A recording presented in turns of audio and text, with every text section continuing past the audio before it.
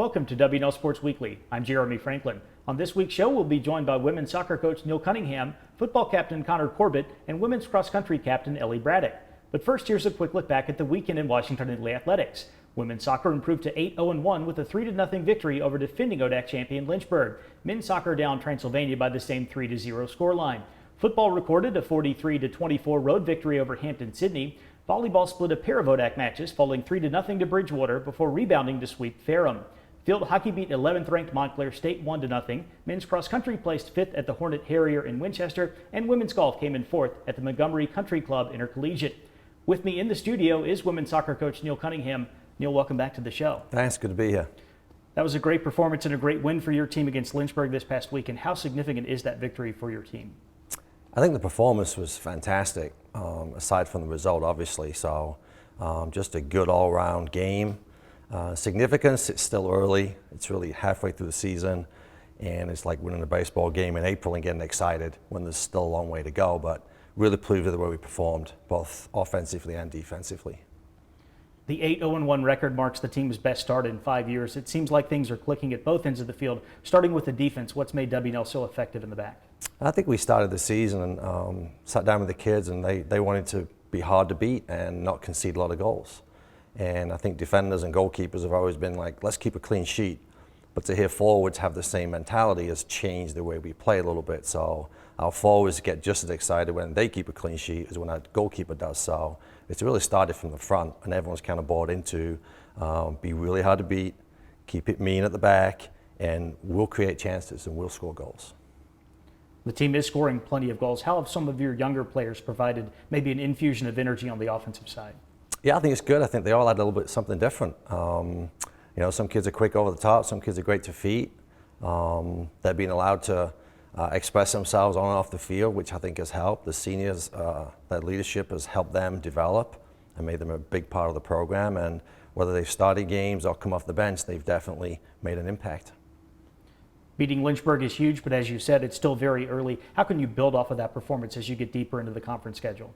I think we can get better. I think there's still things that we work on every day that we're like, man, if we could just get a little better here, how good could we be? And that's kind of what we keep saying is, how good can we be if we keep this up? So we're trying to balance the next game mentality, who's next, so prepare ourselves and at the same time make sure that we're prepared scouting-wise to play that team. Neil, thanks for joining us. Best of luck with the rest of the year. Thank you, appreciate it. Joining me now is Connor Corbett, senior football captain from Atlanta. Connor, welcome to the show. Thank you for having me.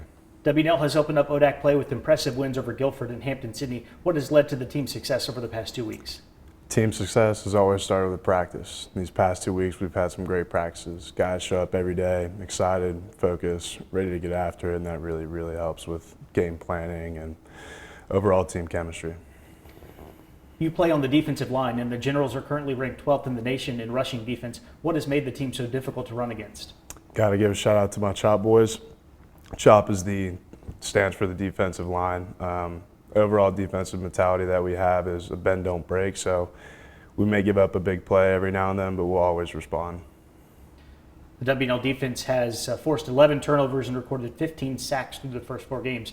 Do you feel like the Generals also have a knack for making big plays on that side of the ball? Absolutely. Every time we hit the field, we expect big things to happen. You know, the defense does anything that we can to put the offense in a good opportunity or good position for a score.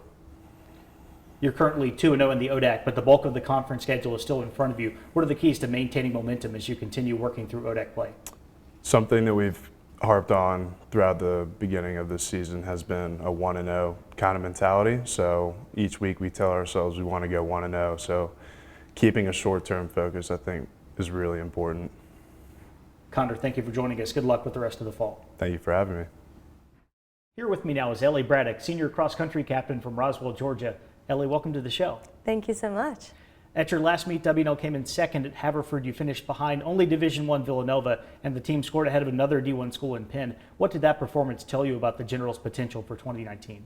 Well, regardless of who the other teams put on the line, we ran our race and we did our best. So we were really excited with the result.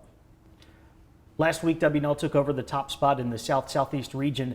The number 23 national ranking for the team is the highest in program history. What does that kind of recognition mean to the program? Yeah, we were really excited about that ranking, and it just goes to show to all the people who came before us that built up the program so that we could be that high. The end goal, of course, is to be #1 at the regional meet in Memphis in November. How is the team working toward meeting that objective?